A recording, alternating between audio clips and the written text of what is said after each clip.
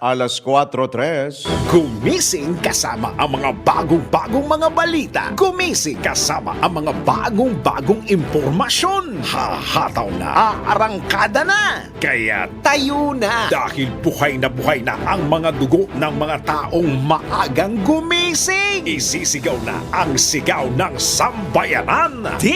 DWIZ Pinoy Gising. Kasama ang opisyal na gisingero ng bayan. Gising ang kahit na sino. Kasama si Drew Nasino. Live sa DWIZ Radio. DWIZ News FM Regional Stations. Live din sa Facebook at YouTube. Panoorin din ang live sa Aliw 23. Tayo na. Aba, umaga na. DWIZ Pinoy Gising. Pinoy Gising. Isa po magandang morning Luzon, Visayas, Mindanao, Mega Manila, sa buong bansa, sa buong mundo. Ngayon pong araw na ito ng TGIF. Thank God, it's Friday. Ngayon pong Abril 19 ng 2024. Alamin na po natin ang mga nabubulabog at mga nanggigising na headline. Pinoy Gising. Mga itlog sa bansa nagliliitan na. Produksyon apektado na dahil sa El Nino. 3 Pilipino patay sa pagbaha sa United Arab Emirates. Kontrata ng COMELEC at Miro Systems sa 2025 elections. Pinatitigil sa Korte Suprema mga poll body official planong patalsikin. Panibagong oil price hike namumuro na naman sa susunod na linggo. Mga e-bikes na dumaraan sa mga pangunahing kalsada sa Metro Manila hindi mo na pagmumultahin. At sa gitna ng umano'y pagdami ng Chinese students sa Cagayan, mga eskwelahan sa probinsya bumuelta. Kasama ang opisyal na gisingero ng bayan. Gising ang kahit na sino. Kasama si Drew Nasino. DWIZ Pinoy Gising. Pinoy Gising.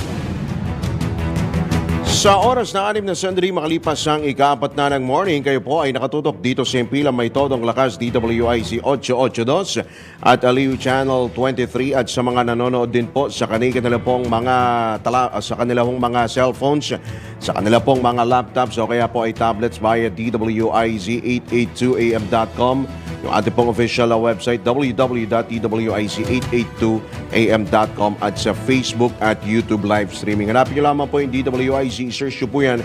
I-click po ninyo yung bell button, like, share, and subscribe para po kayo makatanggap ng mga notifications mula po sa ating Impila May Todong Lakas. At i-download din po ang DWIZ app sa iOS. Ayan po, para po ninyo kami mapanood, lalo po ngayong TGIF, ngayon pong Thank God It's Friday. At ito po muli yung lingkod, Drew Nasino, makakasama hanggang alas 5 po tayo ng Pinoy Gising. Pinoy Gising. At sa mga nanggigising nga po na balita po ngayong araw na ito ng Friday, lumiliit, umiimpis na ang mga itlog. Ang mga itlog sa bansa dahil sa El Nino phenomenon, dahil po sa sobrang init. Ito ang kinumpirma ng Philippine Egg Board Association President Francis Uyihara dahil nga po sa as in tumitinding init nga ako ng panahon sa bansa. Ayon kay Uyihara, nawawalan na ng ganang kumain ang mga manok dahilan upang umimpis o lumiit na ang sukat ng kanilang mga itlog. Ibinunyag pa ng opisyal na tumataas na rin ang bilang ng mga namamatay na manok dahil sa matinding init. Binanggit din ng opisyal na bumaba rin ang pagkonsumo ng itlog dahil sa kakulangan ng pati na rin po yung pagtaas ng bilang ng mga kanseladong araw ng pasok dahil sa init. Dahil dito malaking dagok na naman sa mga poultry farmers ang labis na pagliit ho ng kanilang mga itlog dahil maibebenta na lamang ito, siyempre, sa mas mababang presyo. Pinoy Gising. Sa latest naman ng Filipino Mirror, yun na nga po, apektado na rin po ang produksyon ng itlog dahil sa tagtuyot. Ayon kay Philippine Egg Board Association President Francis Uyehara. Humihina na nga po ang produksyon ng itlog dahil humihina na sa pagkain ang mga manok dahil para mas kaunti at mas lumiit ang kanila pong itlog. Kagaya nga po ng binabanggit kanina po sa atin pong unang balita. Sa iba pa ring paksa ng mga balita, kinumpirma ng Department of Migrant Workers na 3 overseas Filipino workers ang nasawi sa matinding pagbaha. Diyan po yan sa United Arab Emirates o UAE. Ayon sa ahensya, 2 Pinay ang nasuffocate sa loob ng kanilang sasakyan sa kasagsagan ng pagbaha, habang ang isa pang OFW, lalaki po ito, ay nasawi dahil sa aksidente sa kalsada. Nagpaabot naman ng pakikiramay si Migrant Workers Officer in Charge, Undersecretary Hans Leo Kakdak, sa pamilya ng mga nasawing Pinoy, kasabay ng pagtiyak ng tulong at suporta sa mga ito. Matatanda nakaranas sa matinding pag-ulan ng UAE at Oman itong mga nakalipas na araw na ikinasawi na po. Ito pong 19 na katao, ito po ay sa Oman habang 3 po sa UAE. Sa makatuwid, therefore, mahigit 20 na po ang nasawi dyan po sa pagbaha sa 2 nasabing bansa. Pinoy Gising! Na-stranded naman ang ilang Pilipino sa Dubai Airport matapos ang matinding pag-ulan na nagdulot ng pagbaha. Diyan po yan sa UAE. Ikunento ng isang Pilipina na turista galing Taguig na mahigit 24, mahigit 1 araw na po siyang stranded sa loob ng paliparan. Batay naman sa tala ng Dubai Airport, umabot na sa halos 100 flights ang kanselado at halos 90 flights, 90 flights ang na-delay noong Martes. Samantala, balik operasyon naman na ang Terminal 1 at Terminal 3 ng Dubai International Airport kahapon matapos ang matinding pagbaha. Pinoy Gising! Samantala, sa iba pang paksa ng mga balita, naghain si dating Caloocan City 2nd District Representative Edgar Egay Erice ng petition for certiorari at temporary restraining order sa Korte Suprema laban sa kontrata ng Commission on Elections sa Miro Systems. Iginiit ni Erice na nilabag ng COMELEC at Miro ang procurement law at automated elections at kanyang kinwestiyon ang paggamit ng Miro ng prototype na makina sa halalan. Itinagdag pa ng dating mambabatas, ilalagay sa panganib ng kontrata ang 2025 elections. Sabay iginiit na maanomalya at sobrang mahal nito. Balak din ni Erice na maghain ng impeachment complaint sa Kongreso laban sa mga opisyal ng COMELEC kaugnay sa naturang issue. Una nang nilagdaan ng poll body at Miro ang 18 bilyong pisong 2025 Automated Midterm Election System Service Contract noong Marso 11. Pinoy Gising! Nagbabala naman ang Commission on Elections na maaring mauwi sa mano-mano na namang sistema ang 2025 midterm elections. Ito ayon sa COMELEC ay sakaling ibasura ng Korte Suprema ang kontrata ng South Korean firm na Miro Systems. Sa gitna na nga rin ng inihaing petisyon ni dating Caloocan Representative Edgar Egay Erice, ipinalawanag ni COMELEC spokesperson Attorney John Rex Laudianco, maaantala ang mga paghahanda ng ahensya para sa 2025 polls kung papanigan ng Supreme Court ang nasabing petisyon. Dumepensa pa si Laudianco na kwalipikado ang Miro sa lahat ng bidding requirements kaya't agad itong napili sa kabila ng kawalan ng kalabang bidder. Actually, pag sinabi pong bid, marami kayo magbibid. Diba? Samantala, muling nanindigan ng COMELEC na tama lamang ang kanilang desisyong harangin ang Smartmatic sa pagsali sa anumang bidding procurement upang maiwasan na rin ang aberya gaya noong 2022 election. Pinoy Gising! Nanindigan naman ang Commission on Elections na magpapatuloy pa rin ang kontrata ng ahensya sa Miro Systems bilang provider ng automated counting machines para sa 2025 midterm elections. Sa kabila ito ng desisyon ng Korte Suprema na pumabor sa technology provider na Smartmatic na hindi ito dapat diniskwalipika mula sa mga bidding process. Ayon kay COMELEC Chairman George Garcia, hanggang sa maglabas ang Korte ng Temporary Restraining Order laban sa poll body ay magpapatuloy sila sa mga nakatakdang aktibidad dahil malaki ang epekto nito kahit isang araw lamang ma-delay sa preparasyon para sa 2025 polls. Samantala, sinabi rin ni Garcia na hindi makaapekto ang hatol ng SC sa halalan pero magbibigay daan lamang ito sa Smartmatic na lumahok sa mga bidding para sa mga susunod na eleksyon. Pinoy Gising! Kaugnay pa rin po niyan, pinal na ang desisyon ng Korte Suprema na nagsasabing nagkaroon ng grave abuse of discretion ang Commission on Elections sa pagdiskwalipika ng Smartmatic sa bidding upang maging service provider sa 2025 midterm elections. Ito naman ang iginiit ni Senate Minority Leader Coco Pimentel at kanyang ipinunto na mayroon ng kontrata ang COMELEC sa bagong service provider mula South Korea. Ayon pa kay Senator Pimentel, panibagong problema na naman para sa poll body ang naging desisyon ng SC dahil kailangan nilang tugunan ang issue sa Smartmatic. Sabay nito, inihayag din ni Senator Francis Tolentino na ang Office of the Solicitor General at COMELEC ang magpapasya sa magiging susunod na hakbang ng sa naturang kaso. At sinabi rin ni Senator Tolentino na hindi pa naman pinal dahil mayroon pang presumption of regularity at maaari pang iapela ang naging ruling ng SC sa pamamagitan ng motion for reconsideration. Pinoy Gising! Samantala, sa oras na 15 sandali makalipas ang ikapatang morning, tanggap po tayo ng ilang mga pag-ulat mula sa labas ng impilan. DWIZ Patrol Report!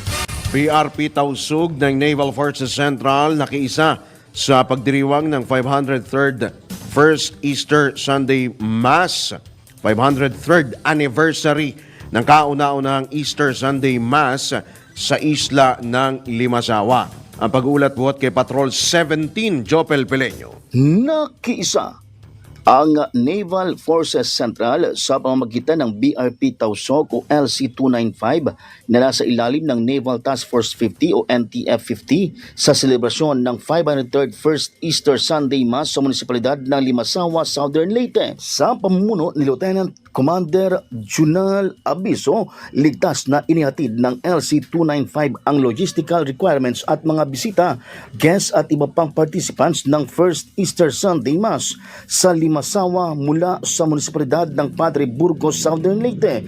Nasa 152 ang dumalo sa aktibidad na binubuo ng mga organizer, youth delegates at mga estudyante galing sa Diocese of Maasin at St. Joseph College. Maliban dito, nagsagawa din ang LC-295 ng Lakbay Aral Dagdag Kaalaman Program na layong mabigyan ng pagkakataon ang mga participant na makita ang mga makabuluhang historical sites sa Limasawa Island. Bukod dito, mahalaga rin ang ginampan ng papel ng LC-295 sa ginanap na grand welcome ng Easter Light at sa isinasagawa ng mga Kahayag Festival. Dahil dito, naniniwala ang Philippine Navy na higit pang tatatag ang ugnayan at kolaborasyon ng militar at ng komunidad. Tiniyak pa ng Naval Forces Central na patuloy silang susuporta at magbibigay pagkilala sa mayamang kasaysayan at paniniwala ng mga Pilipino, partikular na sa mga komunidad ng mga Kristiyano sa Visayas Region. Ito si Patrol 17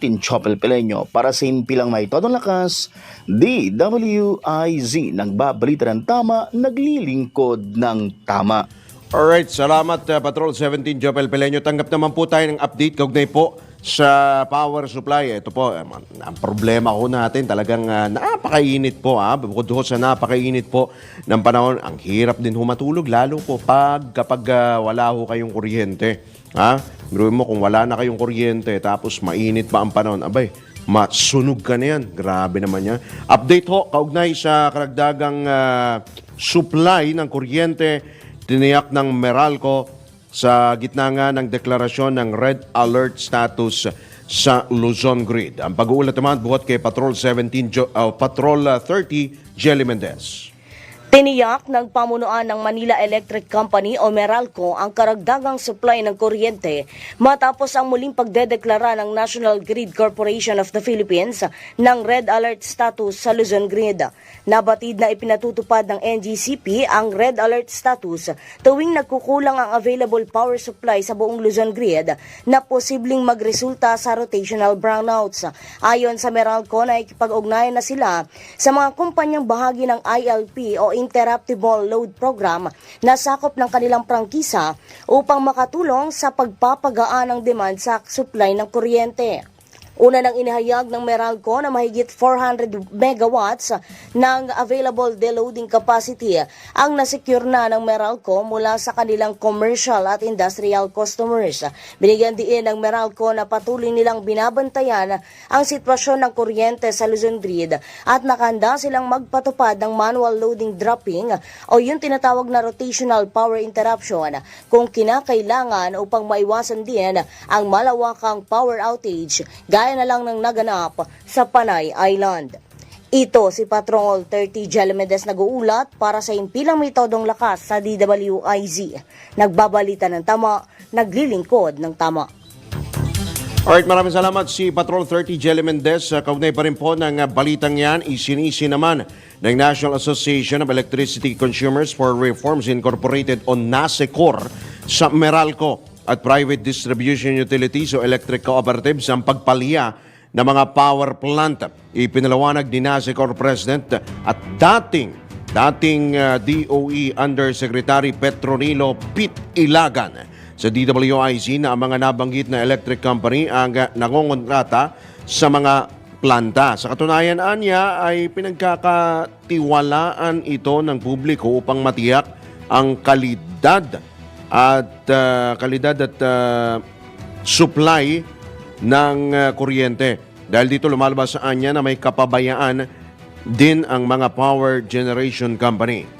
Pero ang dapat talagang papanagutin dito ay sino ba ang kumontrata sa mga plantang ito? Yun. Kasi yung mga nangontrata niyan, yun yung ating pinagkakatiwalaan as captive market. Pinagkakatiwalaan natin silang ikontrata tayo sa mga planta upang masiguro yung quality, reliable, and secured supply of electricity. Kasi ngayon lumalabas niya, mayroong kapabayaan yung nangontrata. Kung ang nangontrata niyan ay Meralco or other private distribution utilities or electric cooperative, may dapat silang sagutin sapagkat hindi nila napangalagaan yung interest ng captive market nila na silang nagbabayad ng presyo ng kuryente.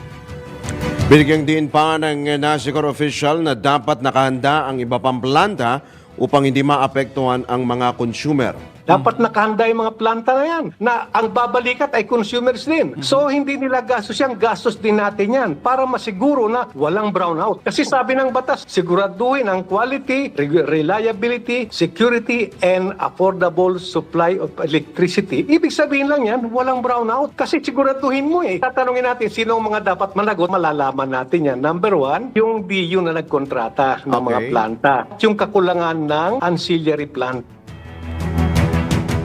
Yan po ang tinig ni dating Department of Energy Undersecretary at ngayon nga po ay NASECOR President Petronilio Pete Ilagan sa panayam ng DWIZ. Pinoy Gising! Samantala tanggap pa ho tayo ng ilang pang pag-uulat mula sa labas ng impilan. DWIZ Patrol Report.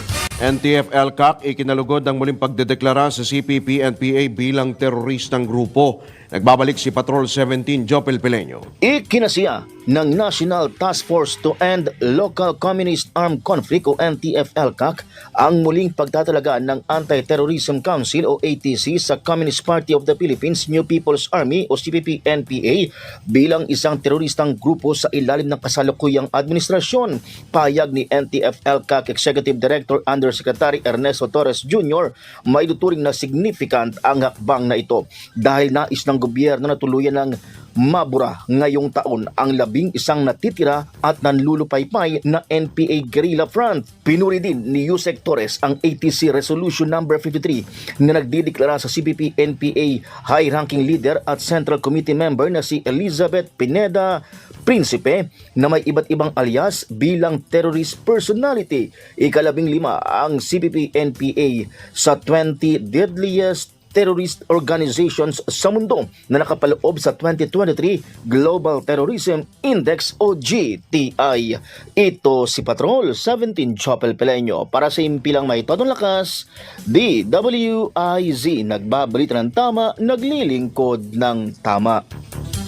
Samantala, mahigit 218 million pesos na halaga ng shabu na harang ng Bureau of Customs yan sa NAIA. Idetalye mo, Patrol 45, Raul Esperas. Mahigit sa 200 milyong pisong halaga ng methamphetamine hydrochloride o lalong kilala bilang shabu ang naharang ng Bureau of Customs sa Ninoy Aquino International Airport. Sangayon sa Customs sa NAIA, ang kargamento ay idineklarang mga muffler, subalit nang sumailalim sa X-ray ay naglalaman ng methamphetamine hydrochloride. Sangayon kay NAIA District Collector Attorney Yasmin Mapa, ang kargamento ay dineklarang muffler, subalit nakita nga sa X-ray na naglalaman to ng 32 kilo ng shabu na itinangkang ipuslit sa bansa galing ng Zimbabwe. Naresto naman ang hindi pinangalanang suspect at kasalukuyang sinasagawa ng inventaryo ng Philippine Drug Enforcement Agency at ng Bureau of Customs sa nasabing na sabat na kontrabando. Raul Esperas, Patrol 45, nagbabalita ng tama, naglilingkod ng tama sa impilang may todo lakas, DWIC. Sa iba pang balita, OCD nakipagsanib puwersa sa NBI kontra scammers. Isa pang report buhat kay Patrol 17, Jopel Peleño. Nakikipagtulungan na ang Office of Civil Defense sa NBI upang mahuli ang mga scammer na ginagamit ang pangalan ng ahensya para sa iligal na pangungulekta ng pera. Ito ang layag ng OCD kasunod ng pagbibigay babala ni Civil Defense Administrator Undersecretary Ariel Nepomuceno sa publiko na iwasang makipagtransaksyon sa mga grupo o sinuman na mayroong ibinibigay umanong serbisyo sa pagproseso ng mga dokumento ang kanilang tanggapan. Partikular aniya sa prosesong ito ang may kinalaman sa agency procurement at aplikasyon para sa NDRRMF funds. Giit ng OCD official, ginagawa ang lahat ng dokumento at transaksyon ng ahensya sa mga official channels at authorized persons lamang. Panawagan ng OCD chief na agad ipagbigay alam sa kanilang tanggapan ang mga kaduda-dudang transaksyon. Ito si Patrol 17 Chopel Peleño para sa impilang may todong lakas, DWIZ, nagbabalita ng tama, naglilingkod ng tama. Samantala, PAGCOR may bago ng presidente. Sino yan? Patrol 5, Aya Yupanco. May bago ng presidente at Chief Operating Officer ang Philippine Amusement and Gaming Corporation o PAGCOR sa katauhan ni Attorney Wilma Isma. Pinalitan ni Isma sa posisyon si Attorney Juanito Sanosa Jr. na nag-resign sa tungkulin noong Enero. Nanumpa na si Isma sa harap ni Executive Secretary Lucas Bersamin sa Malacanang kahapon.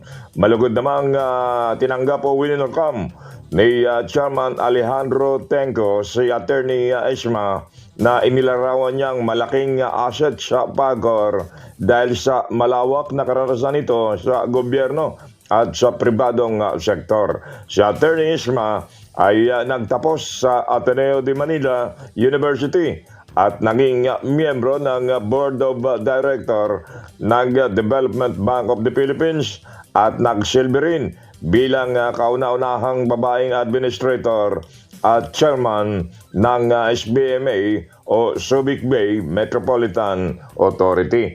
Ito si Patrol number 5. Ayaw pa para sa implemento ng lakas. DWIC, nagbabalita ng tama, naglilingkod ng tama. Kapag may bagong balita, naka-on air, agad-agad, DWIZ. Patrol Reports. Unang bugso po yan ang mga pag-uulat buhat sa labas ng impilan. Magbabalik po ang Pinoy Gising makalipas lamang ang ilang mga paalala. Ang oras, 28 sandali makalipas ang ika-4 na ng morning. Pinoy Gising. Alright, sa pagpapatuloy po ng ilang pang mga balita bago tayo magtungo sa ilang pang mga pag-uulat buhat po sa labas ng impilan, sa oras na 35 sandali makalipas na po ang ika-4 na ng morning, namumuro na naman magkaroon ng panibagong dagdag bawas sa presyo ng mga produktong petrolyo sa susunod na linggo. Batay sa pagtaya ng mga kumpanya ng langis, tataas ng 60. Wow, malaki-laki rin ho ito ha. Hanggang piso ang kada litro ng gasolina, yung mga nakachikot, habang bababa ng 30 sentimos hanggang 70 sentimos ang kada litro ng diesel at 25 sentimos hanggang 65 sentimos ang posibleng rollback sa kada litro ng kerosene o gaas. Resulta ito na 3 araw, 3 araw na trading sa regional market, ang posibleng dagdag bawas sa mga oil products at maaari pa itong magbago sa ngayon pong araw. Kabilang nga po sa itinuturong dahilan ng pagtaas po ng presyo, yung pabago-bagong presyo ng mga produktong petrolyo ay yung pong nagpapatuloy na kaguluhan diyan po sa Middle East, particular po diyan sa may Gaza, yung nagpapatuloy na digmaan sa pagitan ng Israel at Palestinian militant group na Hamas at yung pangaharang po ng rebeldeng grupong Houthi ng mga barkong dumaraan diyan po sa Red Sea o diyan po sa tinatawag na Gulf of Aden. Sila po'y ng mga cargo ship, kabilang na po yung mga oil tanker. Pinoy Gising. Sa iba pang balita, inatasan ni Pangulong Ferdinand Marcos Jr. ang mga kinaukulang ahensya ng gobyerno, partikular ang MMDA at lahat ng local government unit na bigyan ng palugit ang mga e-bikes, e-trikes at iba pang apektadong sasakyan na dumaraan sa ilang pangunahing kalsada sa Metro Manila. Ito po yung mga e-trikes, kahit ito yung mga tricycle. Ayon kay Pangulong Marcos, kailangan magbigay ng sapat na panahon para sa malawak na impormasyon hinggil sa ban na ipinatutupad ng pamahalaan. Batay anya sa rekomendasyon na kanyang natanggap, mananatiling bawal ang mga nasabing sasakyan sa ilalim ng MMDA Regulation number 24/0/2022 Series of 2024 sa mga piling kalsada, mga major thoroughfares po ito. Ipinalawanag ng Pangulo na ang saklaw ng grace period ay ang hindi pag-i-issue ng ticket, pagpapataw ng multa at pag-impound sa mga e-trikes at e-bikes. Ipinaalala naman ni PBBM na kung paparahin o haharangin ng mga e-vehicles, ituro ang tamang kalsada na maaari nilang daanan at ilahad yung bagong patakaran na ipinapatupad upang paigtingin ang kaligtasan at kaayusan sa mga lansangan. Pinoy Gising. O talatanggap po tayo ng ilang pag-uulat mula pa rin sa labas ng impilan. DWIZ Patrol Report. Nahin po muna natin itong pag-uulat ni Metro Patrol Beth Samson. Aling Beth? Metro Patrol Reports. Andiyan ba si Beth Samson? Aling Beth? Yes, nagsimulan ang pamamahagi ng buwan ng cash subsidy para sa mga nabutenyong solo parents sa ilalim ng Republic Act 11861 o ang Expanded Solo Parents Welfare Act. Nasa 381 ang benepisyaryo ang nakatanggap para sa buwan ng Enero hanggang Marso na halagang 3,000 pesos, depende sa buwan ng aplikasyon ng kanilang 2024 Solo Parent Identification Card. Naipatupad ng nabotas ang pamamahagi ng subsidy sa ilalim ng City Ordinance No. 2023-40 na ang mga rehistradong solo parents na kumikita ng minimum wage at mababa dito ay kwalipikadong makatanggap ng buwan ng 1,000 pesos monthly cash subsidy mula sa lokal na pamahalaan. Hinikayat naman ni Mayor John Red Chanco ang mga solo parents na magparehistro sa City Social Welfare Office para mapabilang sa programa. Hindi aniya madaling tustusan ang pangangailangan ng mga anak kaya inaasang makatutulong ang suporta ng lokal na pamahalaan. Dapat din anya na may solo parent ID na beripikado ng City Social Welfare and Development Office at hindi nakatala bilang benepisyaryo ng kahit anong cash assistance program mula sa pamahalaang nasyonal o non-government organizations, kabilang ang Pantawid Pamilyang Pilipino Program o ang 4Ps. Sa Expanded Solo Parents Welfare Act, pagbibigay ng karagdagang benepisyo sa rehistradong solo parents kabilang ang 1,000 monthly subsidy, 10,000% sa VAT exemption, 7-day parental leave with pay, priority sa scholarship programs at grants, automatic PhilHealth coverage at iba pa. Ako si Metro Patrol Beth Samson para sa Impilang Metodong Lakas, DWIZ. Nagbabalita ng tama, naglilingkod ng tama. Pinoy Gising! Sa iba pang balita, dako naman po tayo sa isa pang IC Patrol Report. DWIZ Patrol Report! Kooperasyon sa iba't ibang larangan, mas palalakasin ng Pilipinas at New Zealand. Ang pag-uulat naman buhat kay Patrol 13 Gilbert Pertes. Kapwa nangako sina Pangulong Ferdinand Marcos Jr. at Prime Minister Christopher Lukson na mas palalakasin pa ang relasyon ng Pilipinas at New Zealand at iangat ito sa mga paraang maghahatid ng totoong benepisyo at magsusulong ng parehong interes sa seguridad at ekonomiya. Kaya naman sa kanilang joint statement, nagkasundo sina Pangulong Marcos at PM Lukson na mas palawakin pa ang kooperasyon sa iba't ibang larangan, kabilang dito ang defense, security at maritime cooperation at marami pang iba. Inatasan din ng dalawang leader ang kanilang mga foreign ministers at iba pang opisyal na maglatag ng roadmap na magsisilbing gabay sa pagtatatag ng comprehensive partnership. Patrol 13, Gilbert Pertes, nagbabalita ng tama, naglilingkod ng tama. Kapag may bagong balita, naka-on air, agad-agad, DWIZ Patrol Report! Sa iba pa rin balita, ibinunyag ni First Lady Liza Araneta Marcos na bad shot na sa kanya si Vice President Sara Duterte. Ayon sa unang ginang, nasaktan siya nang dumalo sa isang rally si VP Inday at tumawa pa ng tawaging bangag si Pangulong Ferdinand Marcos Jr. Binigyan din ng First Lady na hindi niya nagustuhan ang nasabing aksyon ng pangalawang Pangulo at inaming sumama ang kanyang loob. Ginagawaan niya ng kanyang asawa na si Pangulong Marcos ang lahat upang maprotektahan si VP Sara sa anumang batikos dahil isang team lang naman sila noong panahon ng eleksyon at sama-samang babangon sa mga banat ng mga kalaban. Gayunman, inihayag din ni Ginang Marcos na naging mabait siya kay VP Inday pero lumampas na niya ito sa hangganan kaya't nagpapakatotoo na lamang siya. Pinoy Gising! Alright, tanggap pa ho tayo ng isa pang pag-uulat mula pa rin sa labas ng himpilan. Unahin po natin, isa pang IC Patrol Report. DWIZ Patrol Report! Marcos Administration target na mamahagi ng 100,000 land titles ngayong taon. Nagbabalik si Patrol 13 Gilbert Pertes. Target ng DAR o Department of Agrarian Reform na makapamigay ng hanggang 100,000 mga titulo ng lupa sa mga mahihirap na Pilipino sa taong ito. Sa Bagong Pilipinas ngayon, public briefing, sinabi ni Agrarian Reform Secretary Conrado Estrella III na sa unang quarter ngayong taon ay nakaka-15,000 titulo na ng lupa na naipamigay ang kanilang ahensya. Noong nakarang taon naman ay nakapamahagi sila ng 70,000 na mga titulo. Maliban dito, sinabi ni Estrella na meron ding ibinibigay na comprehensive support services tulad ng farm to market roads, farm machineries at iba pa ang mga equipment. Gusto rin daw ni Pangulong Ferdinand Marcos Jr. na kompletong suporta ang ibibigay sa mga benepisyaryo. Patrol 13, Gilbert Pertes, nagbabalita ng tama, naglilingkod ng tama.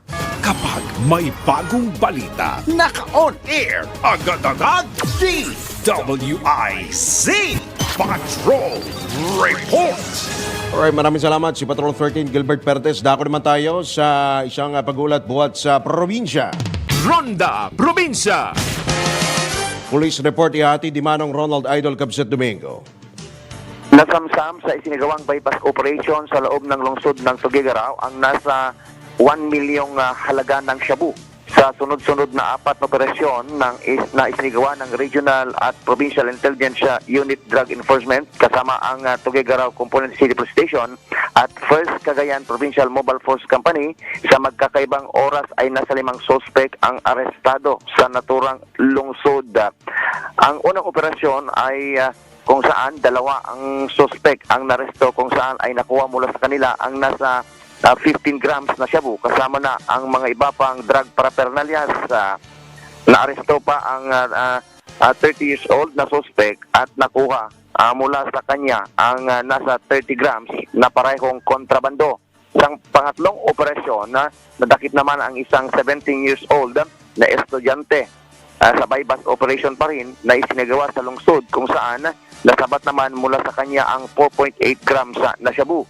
Samantala, pinakalamaking halaga naman ng droga ang nasamsam sa isang 18 years old na suspect sa ikisang bypass operation at nasabat ang 693,600 halaga na illegal na droga sa parehong petsa. Sa ngayon, ang mga suspect ay nasa pansamantalang mapiitan ng Tuguegarao Component City Police Station para sa karagdagang dokumentasyon sa kaharaping kaso na ipapataw laban sa kanila. Ito ang Ronda Patrol, Ronald Idol Domingo, nagulat, pasimpilang may tudong lakas, DWIC, nagbabalita ng tama, naglilingkod ng tama. Pinoy Gising!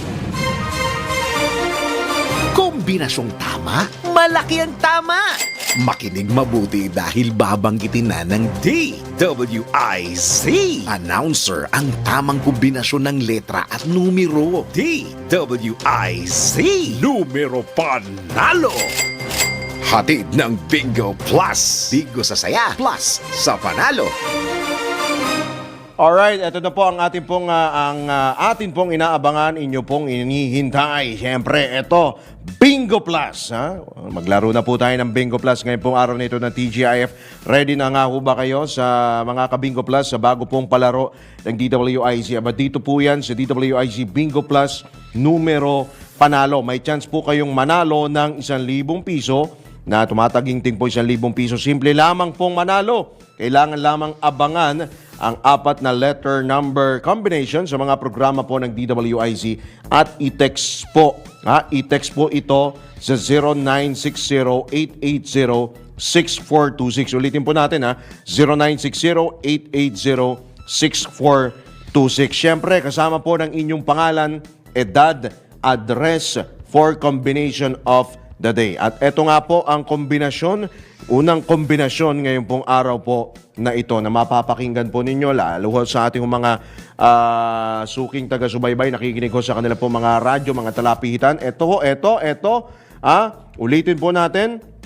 Okay. So, ang number ho, ito, 0960-880-6424. 0960-880-6424. Yan po yung number na inyo pong ite-text. Ito po ang unang kombinasyon sa letra ng D.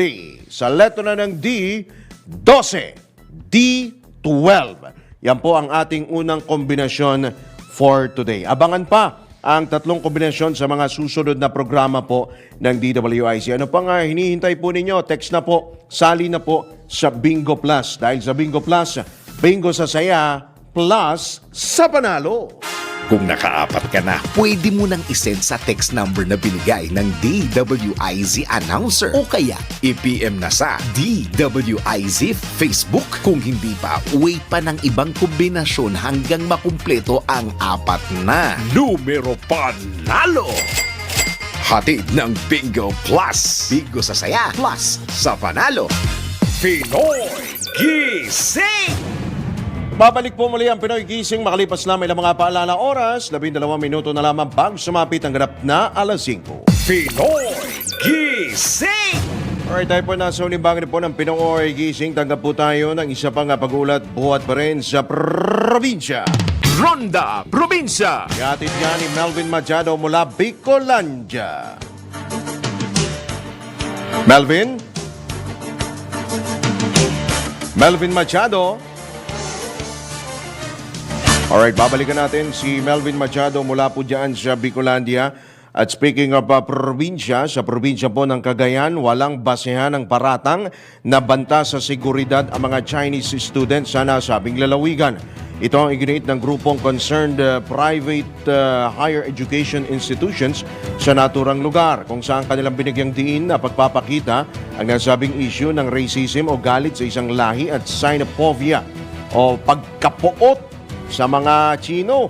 Ayon pa sa grupo, sobra at walang batayan ang ulat na umabot sa mahigit 4,000 ang mga Chinese student na naka-enroll sa ilang paaralan dyan sa Cagayan.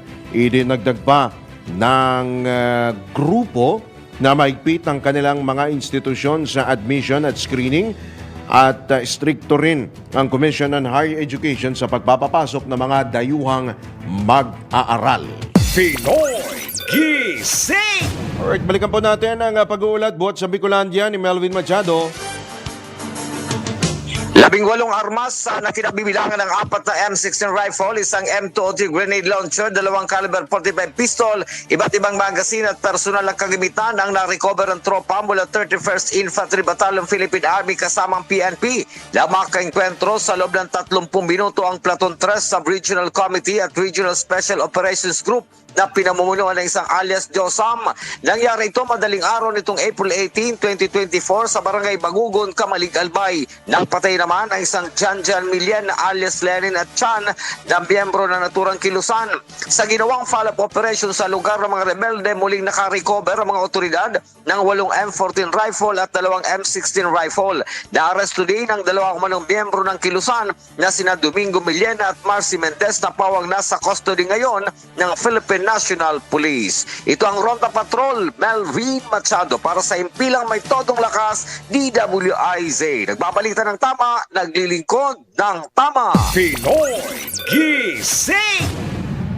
Alright, sa iba pa ring balita, pinangunahan ni Malabon City Mayor Jeannie Sandoval ang blessing at inauguration ng ilang infrastructure projects sa lungsod bilang bahagi ng programa ng LGU na pagandahin ang pamumuhay ng mga Malabueño. Kabilang sa pinasinayaan ni Mayor Sandoval ang bagong footbridge sa Letre Creek at pagsasaayos ng De Los Santos Road 2. Layunin ng mga nasabing proyekto na bigyan ang mga tagalungsod ng mas ligtas at matibay na kalsada upang maiwasan ang pagbaha kapag may bagyo.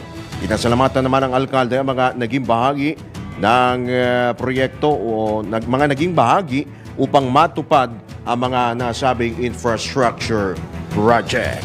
Pinoy Gising! Alright mga katodos, tayo po ay wala ng oras. Sumasapit na po tayo sa ating pong pansamantalang pagpapaalam ngayong araw po na ito ng TGIF. Thank God it's Friday, Quiapo Day. Yan, good morning po sa ating mga suking mga taga-subaybay, mga listeners ho natin at yung ating mga viewers. Masantos, Yakabuasan, Pilipinas, Jason Abulensia. Maraming salamat din, Tristan Gulay, suki ho natin, Hideyoshi, Susan G, Ate Susan Heronimo, good morning din po from US of A. Si Nelson Malinaw at si Romeo David. Marami din pong salamat sa inyo mga katodos. At sa mga nakatutok din po sa YouTube, Nestor Rivera, good morning din sa inyo. Sa mga kababayan ho natin sa Dubai, mag-iingat pa rin ho kayo dyan.